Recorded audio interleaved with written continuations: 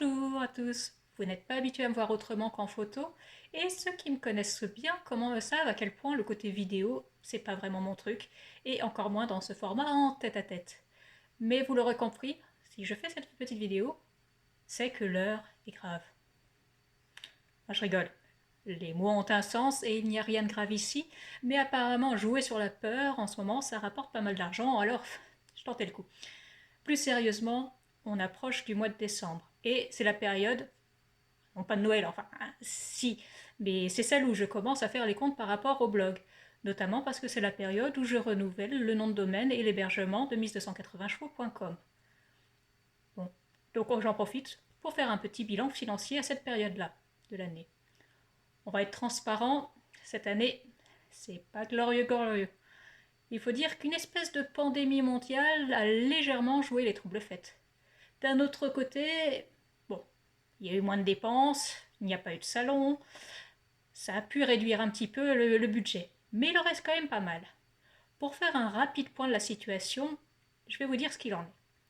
Sur 2020, il n'y a eu aucun article sponsorisé, donc aucune rentrée publicitaire.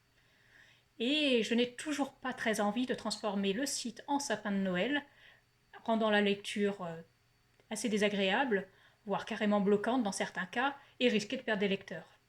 Mais cela va peut-être devenir inévitable.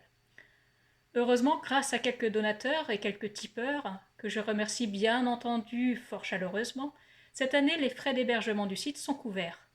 Alors c'est un peu ric-crac quand on enlève les commissions qui sont prises au passage par la plateforme Tipeee, mais c'est toujours ça de prix. Il me reste encore quelques modules payants pour le site qui assurent le bon fonctionnement à payer. Il me reste aussi tous les frais qui sont de ma poche pour les essais automobiles, comme des recharges électriques, des pleins d'essence, des péages, des parkings, des métros, des restos. Mais voilà, c'est le jeu, quand on a un blog, il y a des frais, surtout quand on est dans l'automobile. Mais quand je vois les sommes récoltées par d'autres projets, je dois bien vous avouer que c'est un peu dur. On peut même dire que j'ai le seum. Et cela pousse forcément à se poser des questions. Là où je voulais quand même tenter de vous sensibiliser aujourd'hui, c'est que pour produire les articles que vous aimez lire, il faut y consacrer du temps. Et l'équilibre est difficile à trouver.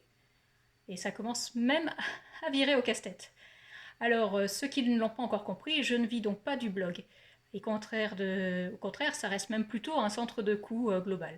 J'ai une activité indépendante qui me permet de moduler mon activité professionnelle pour me dégager du temps pour écrire et pour faire les essais. Mais pour avoir ce temps libre, c'est forcément en sacrifiant des rentrées d'argent. Et oui, forcément, travailler plus pour gagner plus, c'est un slogan que l'on connaît tous. Clairement, si je ne bosse pas pour des clients, je n'ai pas d'argent. Pour donner un exemple très concret, au mois de septembre dernier, j'ai fait beaucoup d'essais. L'activité de la rentrée était très chargée, donc voilà, je me suis beaucoup déplacée, j'ai fait beaucoup d'essais. J'ai aussi déménagé. Avec tout ça, j'ai gagné sur le mois de septembre 96 euros hors taxe brut. Et ça, c'est avant les 23% de charges. Je vous rassure, je me suis un petit peu rattrapée au mois d'octobre. On revient un peu à la normale.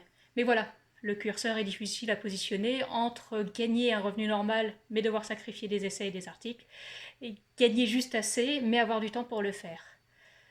Alors voilà, si quelqu'un a une solution miracle à me suggérer pour trouver comment faire perdurer mise280chevaux.com dans la durée, voilà, je suis preneuse. Enfin, autre chose que vendre mes sous-vêtements usagés sur une plateforme pour fétichistes.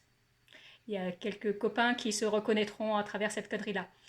En tout cas, voilà, si vous avez des suggestions, je suis preneuse. Laissez-moi tout ça en commentaire. En attendant, je remercie ceux qui me suivent et participent régulièrement à la vie du blog.